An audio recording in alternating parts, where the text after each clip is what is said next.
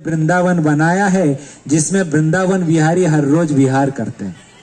तो ये कोई पार्क नहीं है, पिकनिक स्पॉट नहीं है, ये क्या है? वृंदावन है, भगवान का घर है जहां पर भगवान लीला करते हैं। पहला चीज तो ये मन में क्लियर होना चाहिए, ठीक है। तो यहां पर जब जाएंगे चार चीज आपको देखने को मिलेगा। कितना?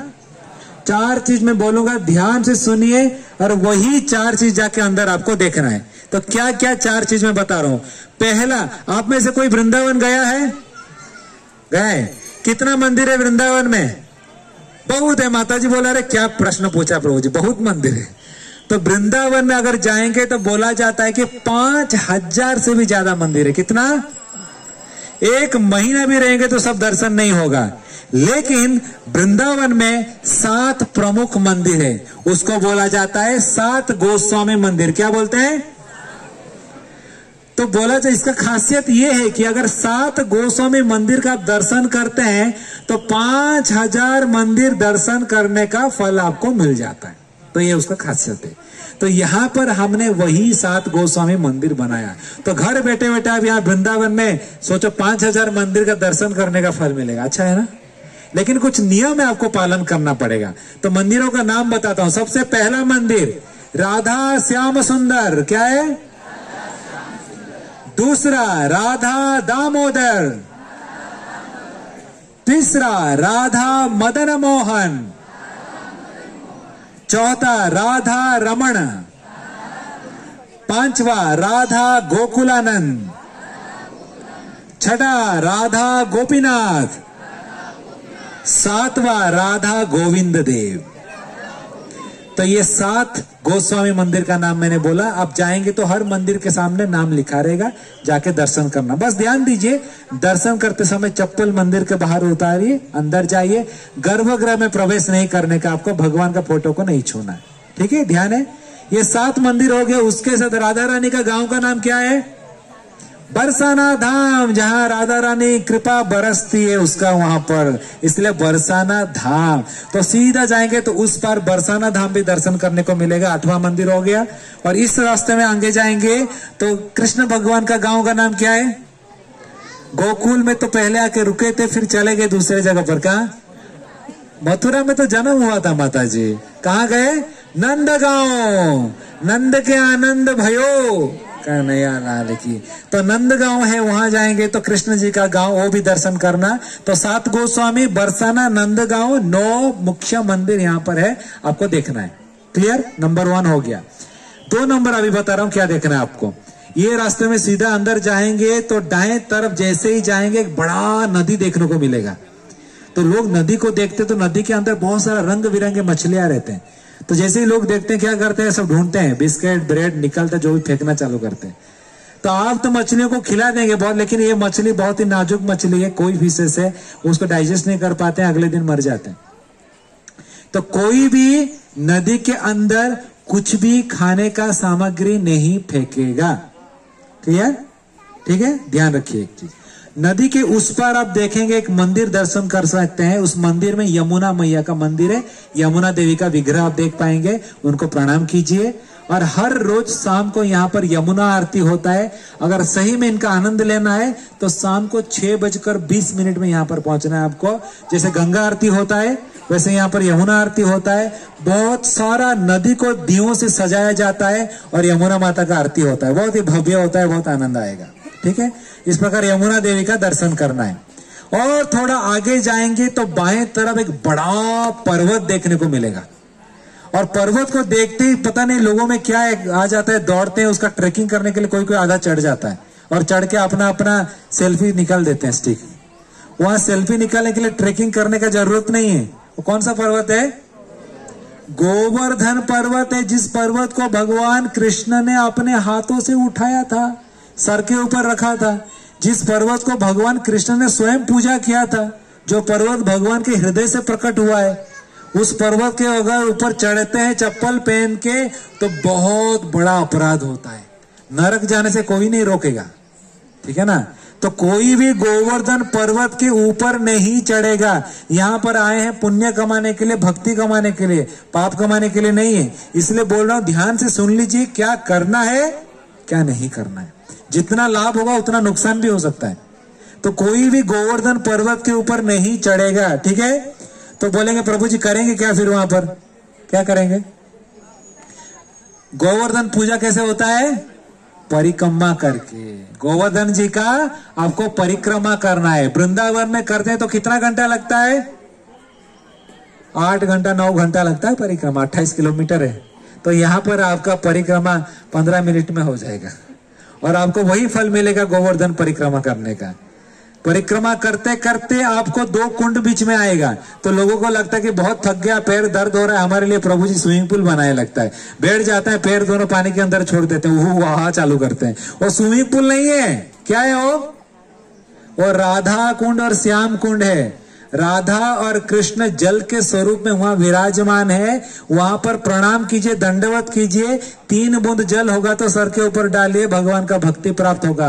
कोई भी पैर पानी के अंदर नहीं डालेगा, ठीक है ना। और राधा कुंड श्याम कुंड का दर्शन करेंगे। ठीक सामने देखेंगे तो एक मंदिर वहां दर्शन होगा, छोटा सा मंदिर है। मंदिर के अंदर एक शिला आपको दर्शन होगा। वो जो शिला है कोई साधारण शिला नहीं है। वो कौन है?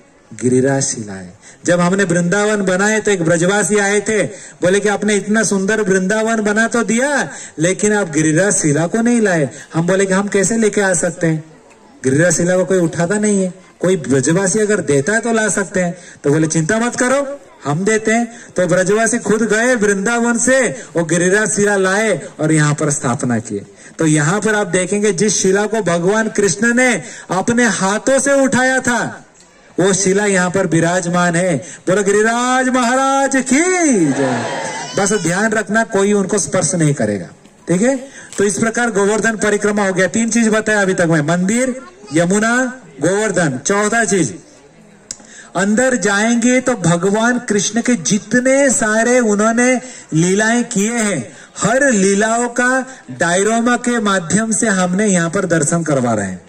डायरोमा बहुत नाजुक है, कोई भी उसको स्पर्श नहीं करेगा। कभी कभी लोग देखते हैं, घोड़े को देखते हैं तो अपना बच्चा को घोड़े के ऊपर बिठा देते हैं। वो आपका घुड़सवारी करने के लिए नहीं है। वो फाइबर का डायरोमा है, टूट जाता है, फिर अपराध लगता है, ठीक है ना। कोई भी डायरोमा को स्पर्श नहीं करेगा, ठीक है। आपको वहां पर देखना है और लीला क्या है उसको समझने का प्रयास कीजिए, ठीक है। इस प्रकार ये 4 चीज आपको अंदर जाके देखना है। क्लियर? अभी बताता हूं, भगवान के घर जा रहे हो तो कुछ नियम क्या क्या पालन करना है। देखो, जिसके भी घर जाते हो तो उसके हिसाब से रहना पड़ता है ना, हमारे हिसाब से रहता है उसके हिसाब से ना। हमारे हिसाब से रहेंगे तो बोलेंगे हरे कृष्णा, बहुत बहुत धन्यवाद, फिर मिलेंगे बोलेगा। तो जिसके घर में भी जाते हैं उसके हिसाब से रहना होता है। तो ये किनका घर है? कृष्ण जी का घर है। भगवान के घर में जा रहे हैं तो भगवान के हिसाब से हमको रहना पड़ेगा। अंदर जाके कोई भी फिल्मी बॉलीवुड गाना मोबाइल में मत चलाना। बॉलीवुड गाना कृष्ण को मत सुनाइए, उनको सुनाना है तो भजन कीर्तन को सुनाइए। हरे कृष्णा, राधे राधे बोलिए, उनको बहुत आनंद आएगा, कृपा मिलेगा। पहला चीज। दूसरा चीज, अंदर जाके कोई भी नशीला पदार्थ का सेवन नहीं करना है। पान, बीड़ी, गुटखा, सिगरेट, तंबाकू, कोई भी अंदर कुछ नहीं खाएगा, थूकेगा नहीं किधर भी, ठीक है। भगवान का मंदिर है, मंदिर के अंदर कोई खाता है क्या? तो ये आपको लगेगा पार्क लगेगा, पार्क नहीं है, भगवान का घर है। तीसरा चीज, अंदर जब जाएंगे तो आपको चलने के लिए रास्ता है, उसी रास्ते के ऊपर ही आपको चलना है, पाथवेज। लॉन में नहीं जाना है, ठीक है। लॉन में जाके कोई बैडमिंटन खेलना चालू कर देता है। खेलने के लिए स्पोर्ट्स ग्राउंड बड़ा बनाए, सामने खेलिए, इतना बड़ा लॉन है। अंदर जाके कृपा करके कोई स्पोर्ट्स नहीं खेलेगा, ठीक है। और सबसे इंपॉर्टेंट चीज, कुछ भी कचरे का चीज अगर निकलता है तो इधर उधर मत फेंकना प्लीज। फेंकना है पॉकेट में रखो, डस्टबिन जब आएगा डस्टबिन के अंदर फेंकिए, ठीक है। बॉम्बे का कचरा वृंदावन में फेंक के मत जाइए, बहुत बड़ा अपराध होगा। ये 4 चीज को ध्यान रखते हुए यात्रा करेंगे। एक चीज अंत में बोल देता हूं, आप लोग बसे विरार, पालघर, मीरा रोड, बॉम्बे से आए रहेंगे। आपको लग रहा है कि मैं देख लूंगा, 2-3 फोटो खींच लूंगा, घर चला जाऊंगा। एक चीज बता देता हूं, आपको लग रहा है वो घर है, वो घर नहीं है। 60, 70, 80, 90, 100 साल जब तक चल रहा है प्राणवायु, राम राम सत्य नहीं हुआ तब तक घर है। जैसे राम राम सत्य है, सब छोड़ के जाना पड़ता है ना लेके जाते हैं घर। किधर जाते हैं छोड़ के? किधर जाते हैं? भगवान के पास जाएंगे जब भक्ति कर्म किए रहेंगे, नहीं तो मामा के पास जाएंगे, दूसरा भी घर है उधर। तो हमारा उद्देश्य क्या है? भगवान के पास जाना है, और इसी उद्देश्य को पूर्ण करने के लिए हमने वृंदावन बनाया, जो कि भगवान का घर है, वृंदावन धाम। तो यहाँ पर आइए, ये भगवान का घर है, जो कि हमारा ही घर है, लेकिन हमने भगवान को भूल गए, इसलिए भवसागर में जन्म मृत्यु जरा व्याधि दुख दोषणम इस चक्र में घूम रहा है आत्मा। कभी कुत्ता बन रहा है, कभी बिल्ली बन रहा है, कभी शेर बन रहा है, कभी गाय बन रहा है, कभी मनुष्य बन रहा है। 84 लाख योनि में आत्मा भटक रहा है। कितना कष्ट मिल रहा है सोचिए। भगवान इतने कृपालु है, ऊपर से छोड़ के नीचे आते हैं, इतना लीला करते हैं। क्यों? क्योंकि हमारा चित्त को आकर्षण कर पाए कि बेटा मैं तुम्हारा माता पिता हूं, मेरे पास आ जाओ, आनंद में मेरे साथ रहोगे। क्यों भटक रहा है भौतिक संसार में? और इसी के लिए भगवान जब आते हैं तो भगवान के साथ उनका घर भी धाम भी आ जाता है, वृंदावन। तो इस वृंदावन में जब जाते हैं तो भगवान का लीला को स्मरण कीजिए, भगवान के साथ आपका नाता को जोड़िए। जैसे व्यक्ति पागल कुछ कभी कभी भूल जाता है, तो डॉक्टर क्या करता है? पुराने जगह पर लेके जाता है, कुछ याद आ रहा है बोलता है, हाँ थोड़ा थोड़ा याद आ रहा है। दूसरा जगह पर लेके जाता है, याद आ रहा है, हाँ और थोड़ा थोड़ा याद आ रहा है। तो उसी तरह ये हमारा घर है, यहाँ पर आए ताकि हमारा पुराना याददाश्त आए कि हम भगवान के बेटे हैं, भगवान के अंश हैं। और जैसे ही भगवान के साथ आपका नाता याद आएगा, भगवान का बांसुरी का आवाज सुनाई देगा, तो मनुष्य जीवन सार्थक हो गया वृंदावन में।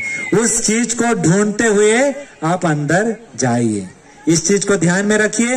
अंत तो जोर से एक बार हरे कृष्ण कीर्तन बोलेंगे और कीर्तन करके अंदर जाएंगे। अंदर जाने के लिए 3 रास्ता है।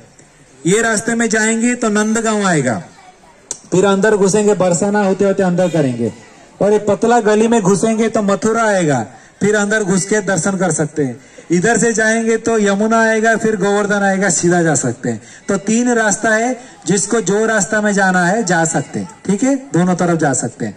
अंततः जोर से एक बार हरे कृष्ण हृदय से प्रेम से बोलाइए, राधा वृंदावन तक जाने तक। हरे कृष्णा हरे कृष्णा कृष्णा कृष्णा